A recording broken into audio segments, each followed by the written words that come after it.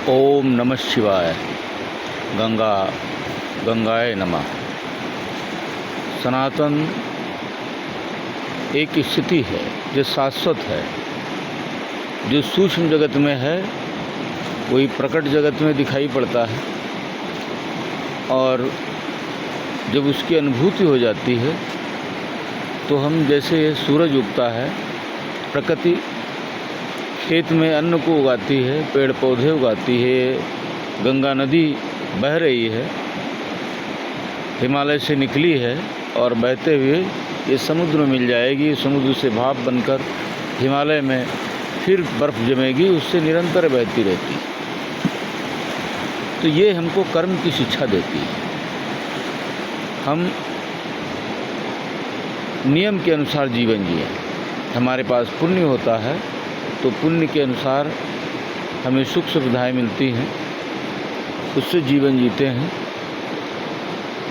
और यदि पाप होते हैं तो हमारी बुद्धि पर विस्मृति आ जाती है और दुख और कष्ट, तमाम कठिनाइयाँ, संघर्ष और चोट आदि इसकी जीवन जीते हैं।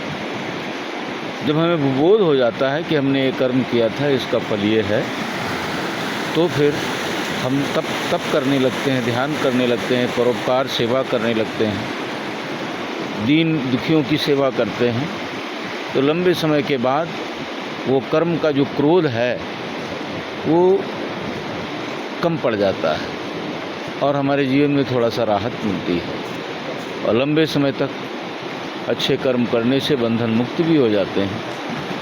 हम तीर्थ सेवन करते हैं, तीर्थों से भी कर्म तो नहीं कटते हैं, लेकिन वो ढीले पड़ जाते हैं, उनका क्रोध शांत हो जाता है और बुद्धि में जो मलिनता है वो कम हो जाती है। इसलिए तीर्थों को तीर्थ करने जाते हैं, तीर्थाटन करते हैं।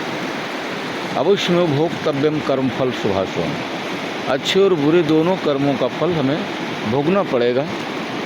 इसलिए जब योगी अंतर्मुखी हो जाता है, आत्मा का दर्शन करता है और मन शुद्ध हो जाता है, मन, चित्त और बुद्धि, अहंकार सबको आत्मा की तरफ मोड़ देता है, तो आत्मा मैं हूँ। और ध्यान करने पर उसे लगता है कि मैं अनंत में समाया हूँ, मैं सूरज में भी हूँ, और पृथ्वी के सृष्टि के गति चक्र को जान लेता है। इस गति चक्र के बाहर भी है और उसके अंदर भी है, और वो शरीर के अंदर हमारे चक्रों में है। सभी देवी देवता भी उसका मार्गदर्शन करते हैं, सूक्ष्म ऋषि सत्ताएँ भी उसका मार्गदर्शन करती हैं।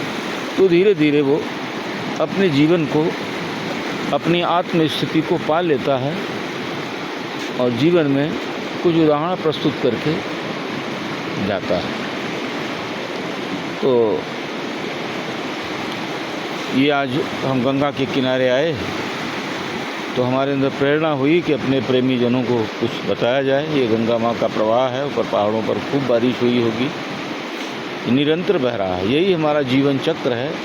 बार बार हम जन्म लेते हैं क्योंकि एक चेतना है जो चित्त, बुद्धि, मन, अहंकार के साथ जुड़ी हुई है, और जब तक आत्मज्ञान नहीं होता है तो बार बार जन्म लेती रहती है। इसी तरह से सृष्टि का चक्र चल रहा है। और जब हम आत्मा में स्थिर हो जाते हैं तो ऊपर बढ़ जाते हैं, हिमालय की तरफ चले जाएंगे। सूक्ष्म शरीर से वहाँ बहुत सारे ऋषि मुनि रह रहे हैं, देवता रह रहे हैं। फिर हिरण्यगर्भ चंद्रलोक में, भी हिरण्यगर्भ लोक में, अनंत लोक में जाकर हम फिर अनंत में समा जाते हैं। फिर हमको बार बार जन्म लेना नहीं पड़ता।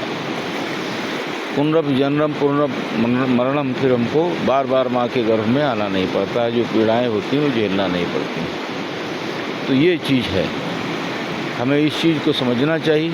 यही अध्यात्म है और ये सनातन है। सनातन धर्म नहीं था, सनातन एक जीवन पद्धति थी, एक ज्ञान था, और उसी को बाद में धर्म कह दिया। ये सार्वभौम है, समूचे विश्व में वो सनातन है। इसलिए सारी दुनिया में उसके चरण चिन्ह मिलते हैं।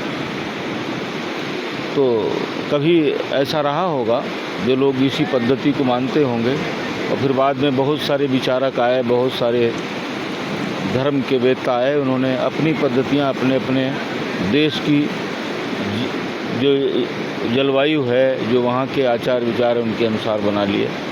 ठीक है, लेकिन हम सब समूचे विश्व के लोग एक हैं और अपने अपने जीवन पद्धति का उपासना पद्धति का पालन करते हुए भी जीवन जी सकते हैं। दूसरे किसी के उपासना पद्धति में